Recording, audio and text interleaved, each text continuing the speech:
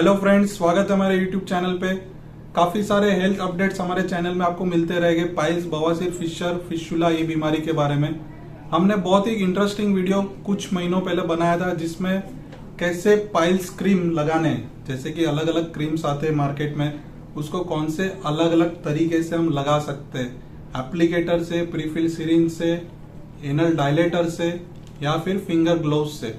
तो ये अलग अलग तरीके हैं जिसकी डिस्क्रिप्शन बॉक्स में लिंक दिए, इससे आप क्लिक कर सकते हैं यूजफुल इंफॉर्मेशन के लिए।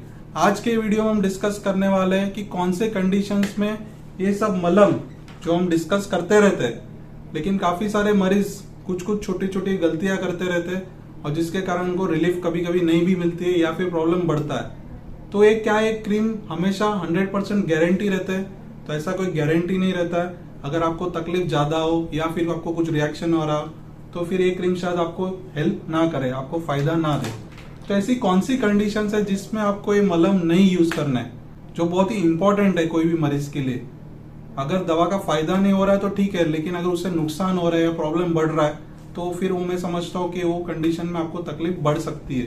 तो सबसे पहली तकलीफ है कि यदि आप क्रीम लगा रहे हो लेकिन ये क्रीम लगाने के टाइम आपका पेन बहुत बढ़ रहा है, क्योंकि उधर कुछ जलन हो रही है, रिएक्शन हो रहा है, एरिया लाल हो रहा है, चमड़ी पे कुछ खरोच ज्यादा आ गई है, जिसके कारण आपका पेन बढ़ रहा है।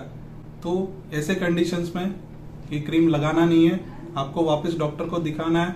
या तो क्रीम बदल के देंगे या फिर कुछ और उपाय देंगे या मेडिसिन आपको प्रिस्क्राइब करेंगे।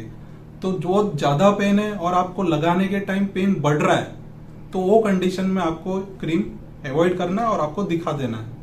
सेकेंड कंडीशन है कि आप लगा तो रहे हो, ब्लीडिंग भी हो रहा है, तकलीफ भी है, लेकिन कभी कभी क्या होता है कि जो टिप है, ये मसा जब बड़ा हो गया रहता है, पाइल्स बवासीर की साइज बड़ी है तो इस स्वेलिंग को कभी कभी फोड़ देता है। टिप जो पॉइंटेड रहती है उसके कारण वो मसा फूटता है। पाइल्स बवासीर अगर फूटता है और ब्लीडिंग बढ़ रहा है, यानी लगाने के टाइम ब्लीडिंग ज्यादा आप नोटिस कर रहे हो या फिर ब्लीडिंग बढ़ जाता है लगाने के टाइम, तो फिर ब्लीडिंग बढ़ रहा है तो मतलब नहीं है पाइल्स ऑइंटमेंट लगाने का। तो ऐसे कंडीशन में भी आपको अवॉइड करना है और वापस आपके डॉक्टर के पास चेकअप करा लेना है।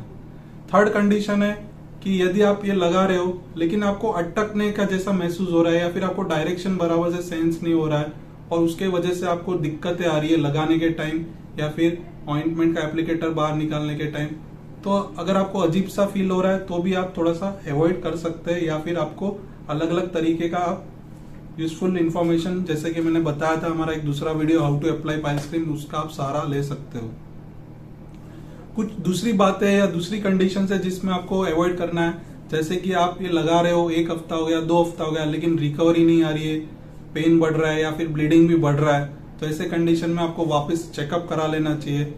बहुत ही कम उम्र है, जैसे कि 18 साल की कम उम्र है या फिर बहुत ओल्ड एज है, तो ऐसे कंडीशंस में भी बहुत बार कैसा आता है, हमको ऐसा लगता है कि पाइल्स, बवासीर, फिशर, फिशुला की तकलीफ है, लेकिन कुछ और भी प्रॉब्लम हो सकता है। तो इसके लिए एक बेटर है कि आप एक बार डॉक्टर के पास चेकअप करा लीजिए, जिससे आपकी ट्रीटमेंट सेफ हो। प्रेगनेंसी और ब्रेस्ट फीडिंग में भी कुछ कुछ ऑइंटमेंट्स काफी सेफ है, काफी सारे मार्केट्स में ऑइंटमेंट है जो सेफ है। कुछ कुछ ऑइंटमेंट्स में थोड़ा सा डिस्क्रिपेंसी है जो आपको आपके डॉक्टर के साथ डिस्कस करना पड़ेगा। यदि आपको रिपीटेडली वो मलहम से या क्रीम से आपको एक अचानक से एलर्जिक रिएक्शन हो रही है, सांस फूल रही है, आपको दिल की धड़कन तेज होती दिख रही है या फिर आपको घबराहट ज्यादा महसूस हो रही है, तो ऐसे कंडीशंस में भी आपको ये ऑइंटमेंट्स यूज नहीं करने हैं। एक बहुत ही कॉमन क्वेश्चन है कि कितनी बार ये ऑइंटमेंट्स यूज करना है। बेसिकली इसमें अलग अलग कॉन्सेंट्रेशंस रहते हैं, अलग अलग ऑइंटमेंट्स रहते हैं, इसमें अलग अलग दवाइयां रहती है, तो ऐसे हम जनरलाइज ट्रीटमेंट नहीं दे सकते, लेकिन 2 से 4 bar is fair enough number. अगर आपको तकलीफ कम है तो 2 बार और ज्यादा तकलीफ है तो 4 बार। इसका एकदम राइट आंसर आपका डॉक्टर आपको दे सकता है कि कितनी बार वो ऑइंटमेंट यूज करने, जिसमें क्या दवाई है, उस हिसाब से आपका डॉक्टर आपको समझाएगा। तो जनरली 4 टाइम से ज्यादा अगर आपको अप्लाई करना पड़ता है तो फिर आप आपके डॉक्टर की एडवाइस ले। ये जो ऑइंटमेंट्स है जनरली इसकी स्टैंडर्ड कोई फिक्स डोज नहीं है, ओके। इसमें बहुत बार कोई डोजिंग मीटर आता है जिससे आप माप सकते हो कि इतना ट्यूब आपने निकाला जो 1 से 2 इंच की लंबाई रखता है, इतना ट्यूब जनरली हम एक टाइम पे एक डोज पे यूज करते हैं। उम्मीद करता हूं कि आज का वीडियो आपको पसंद आया है। ऐसे more important scientific health updates आपको हमारे चैनल के माध्यम से मिलती रहेगी। सब्सक्राइब जरूर कीजिए और लाइक बटन जरूर दबा दीजिए। आप हमारी वेबसाइट पे भी विजिट कर सकते हैं, जिसके डिस्क्रिप्शन बॉक्स में लिंक दिए। इस पे भी आपको पाइल्स, फिशर, फिस्टुला और अन्य हेल्थ कंडीशंस के बारे में रेगुलर अपडेट्स हमारी वेबसाइट पे भी आपको मिलते रहेंगे। तो लाइक, शेयर, सब्सक्राइब कीजिए। धन्यवाद। यदि आपको पाइल्स, बवासीर, फिशर, फिस्टुला की क्रीम मलहम लगाने से कोई तकलीफ हो रही है तो ज़रूर कमेंट सेक्शन में टाइप कीजिए।